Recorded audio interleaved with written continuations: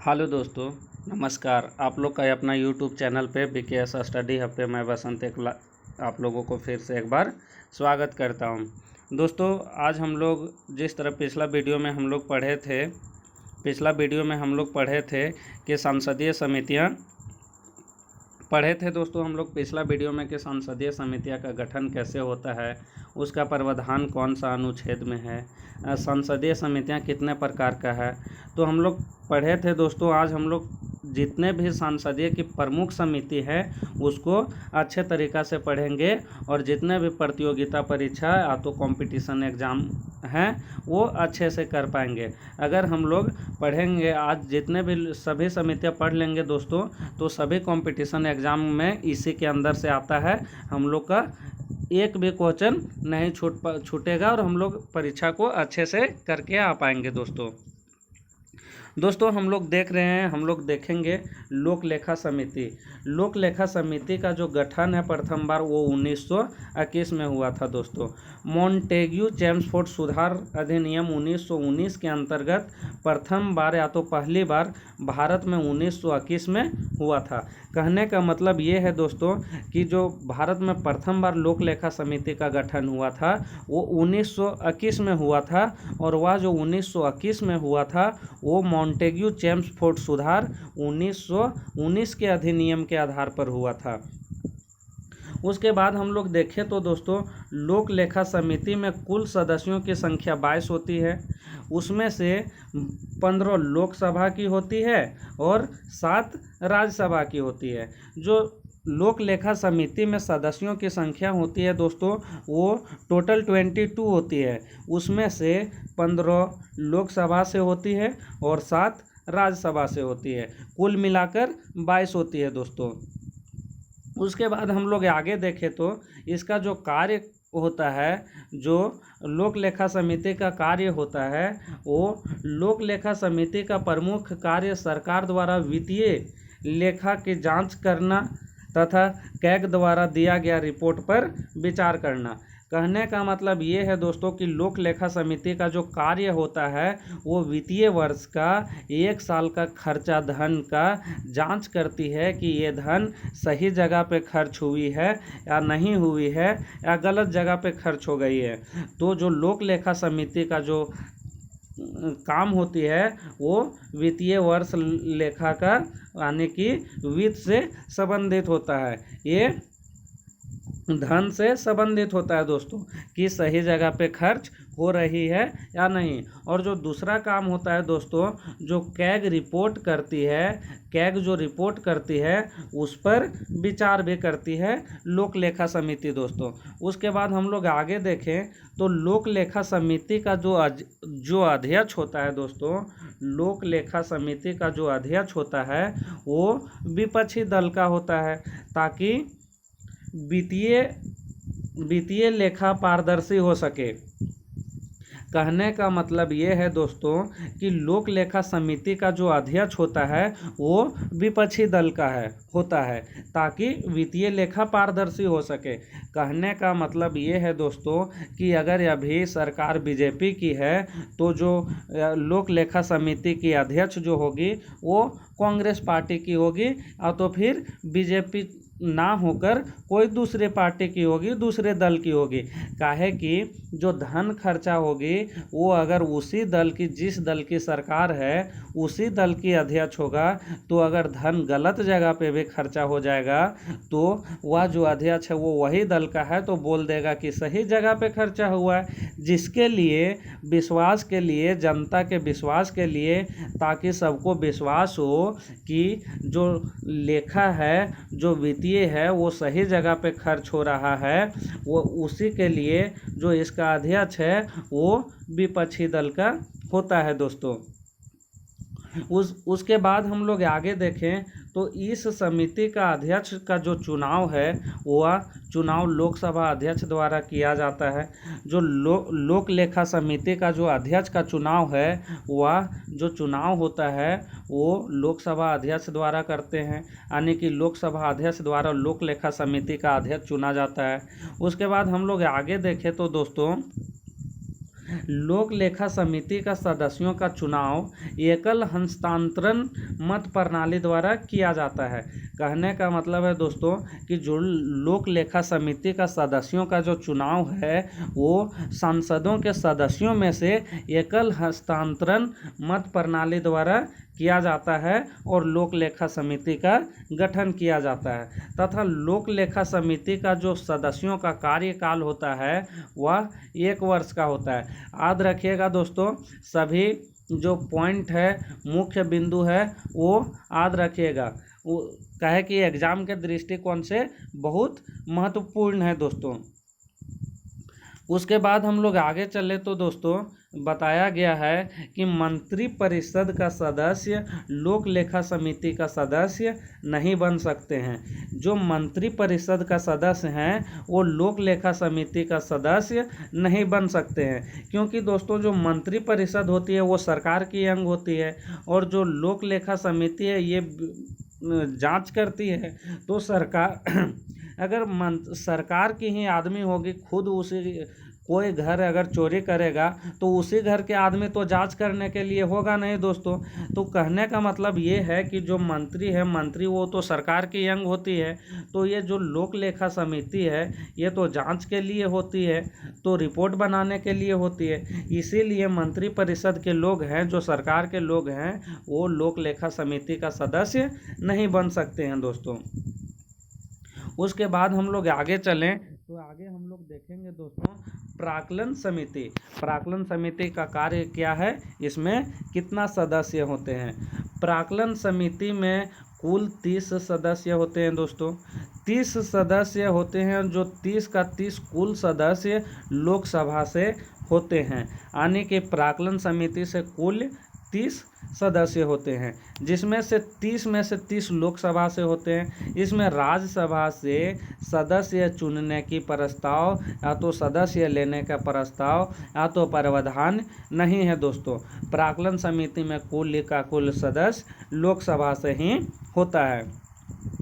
उसके बाद हम लोग देखें दोस्तों तो यह समिति वित्तीय कार्य से संबंधित विनयिता अर्थात कम खर्चा में अच्छे कार्य और बेहतर प्रशासनिक सुधार को रिपोर्ट बनाना है। कहने का मतलब है दोस्त, जो प्राक्कलन समिति का जो कार्य होता है वो कम खर्चा में अच्छे कार्य कर सके, कम खर्चे में अच्छे प्रशासनिक सुधार कर सके, अच्छा व्यवस्था कर सके। तो इसका रिपोर्ट बनाना होता है कि कम खर्चा में कैसे अधिक कार्य या तो प्रशासनिक सुधार हो सके दोस्तों। उसके बाद हम लोग आगे देखेंगे तो जो प्राक्कलन समिति का सदस्यों का कार्यकाल है उसका भी कार्यकाल 1 वर्ष का होता है दोस्तों। जो प्राक्कलन समिति का भी सदस्यों का कार्यकाल है उन लोगों का, जो प्राक्कलन समिति का सदस्यों का भी कार्यकाल 1 वर्ष का होता है दोस्तों। याद रखिएगा, ये सब महत्वपूर्ण बिंदु है, एग्जाम के दृष्टिकोण से बहुत महत्वपूर्ण है। अगर हम लोगों को याद रहेगा तभी एग्जाम को अच्छे से करके आ पाएंगे दोस्तों। उसके बाद हम लोग देखेंगे लोक उपक्रम समिति। लोक उपक्रम समिति देखेंगे कि इसका क्या कार्य होता है, इसमें कितना सदस्य होते हैं। लोक उपक्रम समिति में भी कुल 22 सदस्य होते हैं, जिसमें से 15 लोकसभा से होते हैं और 7 राज्यसभा से होते हैं। लोक उपक्रम समिति में भी दोस्तों 22 सदस्य होते हैं, जैसे लोक लेखा समिति में 22 सदस्य होते थे, और इसमें भी 15 लोकसभा से होते हैं और 7 राज्यसभा से होते हैं। कहने का मतलब है दोस्तों कि अगर एक समिति को याद रखेंगे सदस्यों की संख्या की कितना कहाँ से होती है, कितना राज्यसभा से होती है, कितना लोकसभा से होता है, तो लोक लेखा समिति का अगर याद रखेंगे तो लोक उपक्रम समिति का भी याद रह जाएगा, और अगर लोक उपक्रम समिति का भी याद रखेंगे तो लोक लेखा समिति का याद रह जाएगा। क्या कारण है कि दोस्तों वहाँ भी 22 सदस्य होते हैं और 15 लोकसभा से होते हैं और 7 राज्यसभा से होते हैं। उसके बाद हम लोग आगे देखें तो दोस्तों इसका जो काम होता है, लोक उपक्रम समिति का काम होता है, यह समिति लोक उपक्रम कहने का मतलब है दोस्तों सार्वजनिक उपक्रम, यानी कि सार्वजनिक जो जिसमें सार्वजनिक सहायता होती है, जो सार्वजनिक तरह से होती है, जैसे LIC है, एयर इंडिया है, FCI है, इंडिगो है इत्यादि वगैरह। ये जो अर्ध सरकारी या तो सरकारी जो कंपनियां हैं वो लेखों और कैग द्वारा रिपोर्ट का भी जांच करना होता है। जो लोक उपकरण समिति का कार्य होता है वो कंपनियों का इनकम और खर्च का जांच करती है और कैग का रिपोर्ट का भी जांच करती है दोस्तों। उसके बाद हम लोग आगे देखें तो लोक उपक्रम समिति का सदस्यों का भी जो कार्यकाल होता है वो 1 वर्ष का होता है।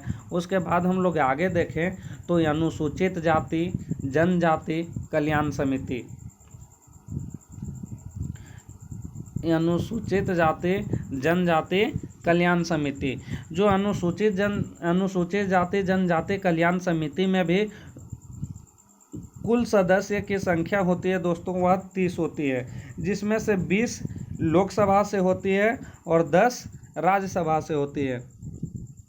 यानी कि इसमें जो सदस्यों की संख्या है दोस्तों वो 2:1 में होती है। लोकसभा से 2 होती है तो राज्यसभा से 1 होती है दोस्तों। और ये जो समिति है मुख्य रूप से दोस्तों इसका जो कार्य है वो अनुसूचित जाति जनजाति कल्याण समिति का मुख्य कार्य है कि SC ST के विशेष अधिकार के संबंध में रिपोर्ट की जांच करना है। और इस समिति का गठन मुख्यतः इसी कार्य के लिए किया जाता है।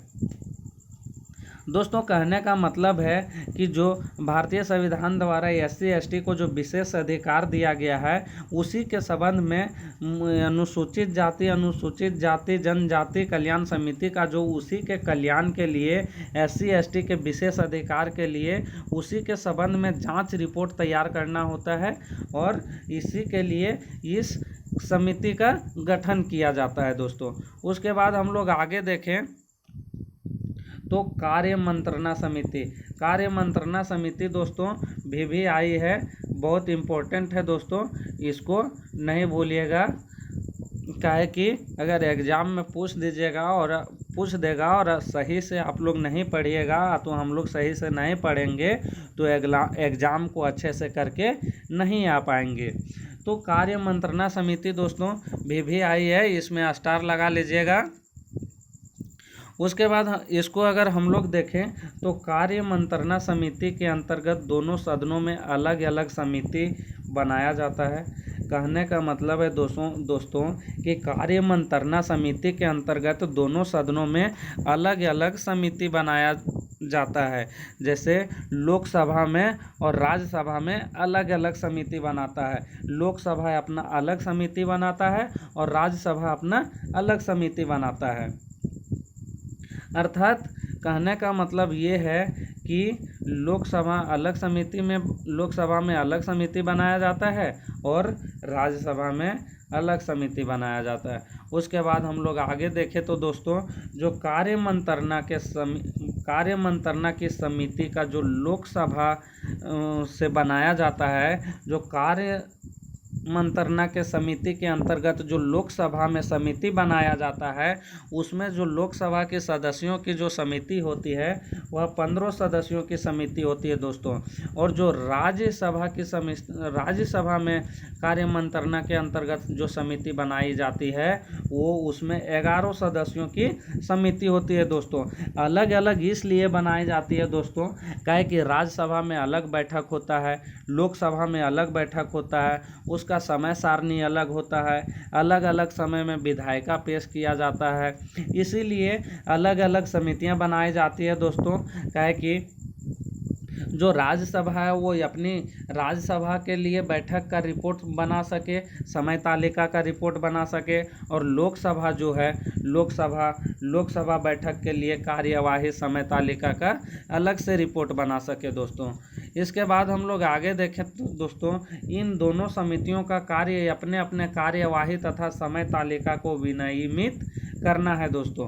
कहने का मतलब ये है कि जो इन दोनों समितियां का कार्य है वो अलग अलग, यानी कि अपना अपना सदन का कार्यवाही, यानी कि कार्य का रिपोर्ट बनाना है, कार्यवाही समय का रिपोर्ट बनाना है कि कब कौन सी बैठक होगी, कैसे क्या होगा, और समय तालिका का, समय सारणी का भी शेड्यूल फिक्स करना है दोस्तों, इनका जो कार्य होता है।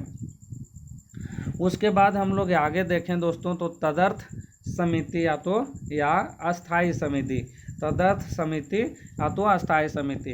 हम लोग पिछला ही वीडियो में देखे थे दोस्तों कि जो संसदीय समितियां होती है वो दो प्रकार की होती है। एक अस्थाई समिति जो फिक्स होती है, वो सांसद बनने के साथ साथ उसका गठन समय समय पर फिक्स होता है। कार्यकाल पूरे होने पर फिर अगर अभी जैसे जो लोक लेखा समिति है उसका कार्यकाल अगर समय पूरा हो जाएगा तो फिर से लोक लेखा समिति का गठन होगा, फिर से प्राक्कलन समिति का गठन होगा। तो जो अस्थाई समिति का जो अस्थाई समितियां का जो गठन है वो फिक्स है दोस्तों, वो होना ही है। और जो अस्थाई समितियां जो होती है वो समय समय पे ज़रूरत पड़ने पे सरकार द्वारा या तो अध्यक्ष द्वारा या तो सभापति द्वारा कोई विशिष्ट जब कार्य गठन किया जाता है या तो विशिष्ट कार्य की घोषणा होती है तो तदर्थ या तो अस्थाई समितियां का गठन किया जाता है। कहने का मतलब है दोस्तों, आगे देखें तो संसद के दोनों सदनों द्वारा किसी विचाराधीन प्रस्ताव को स्वीकृत किए जाने पर गठित समितियां अथवा अध्यक्ष एवं सभापति द्वारा कोई विशिष्ट विषय पर गठन किया जाता है। कहने का मतलब है दोस्तों, अगर कोई विशिष्ट कार्य गठन किया जाता है या तो संसद में दोनों सदनों में किसी तरह का विचाराधीन प्रस्ताव किया जाता है, स्वीकृत किया जाता है, तो उसके जांच के लिए, उसकी सलाह के लिए समितियां का गठन किया जाता है, जिसे हम लोग तदर्थ समिति की संज्ञा दे सकते हैं दोस्तों।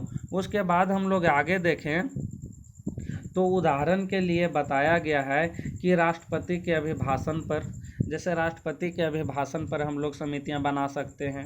उसके बाद हम लोग नहीं दोस्तों, जैसे कहने का मतलब सांसद समितियां जांच के लिए या तो सलाह के लिए बना सकती है। कुछ सांसदों को आचरण पर सांसद समितियां बना सकती है, पंचवर्षीय योजना के मसौदे पर। उसके बाद इत्यादि रेलवे कन्वेंशन की समिति बनाई जा सकती है, या तो स्थानीय क्षेत्रों के विकास की योजनाओं के संबंध में सांसदों की समिति बनाई जा सकती है, या तो बैंकों भुगतान में गड़बड़ी की जांच करने के लिए संयुक्त समिति बनाई जा सकती है, जैसे समितियों का गठन किया जा सकता है। कहने का मतलब है कि जब भी ज़रूरत पड़ता है दोस्तों तो हम लोग तदर्थ या तो अस्थाई संसद की या अस्थाई समिति का गठन कर सकते हैं दोस्तों। वो तो आज हम लोग देखें दोस्तों जो बहुत महत्वपूर्ण है दोस्तों। उसके बाद हम लोग फिर मिलते हैं अगला वीडियो में दोस्तों। अगर फिर से एक बार आप लोगों को कहेंगे कि अगर हमारा चैनल पे आप लोग नया होंगे तो चैनल को लाइक करें, शेयर करें और सब्सक्राइब करें और ज़्यादा से ज़्यादा शेयर करें दोस्तों। हम लोग मिलते रहेंगे इसी तरह हर इम्पोर्टेंट टॉपिक पे, चाहे हिस्ट्री को हो, ज्योग्राफी के हो या पॉलिटी का हो। तो आज के लिए इजाज़त चाहते हैं दोस्तों। तब तक के लिए स्वस्थ रहिए, मस्त रहिए और फिर मिलते हैं हम लोग अगला वीडियो में दोस्तों।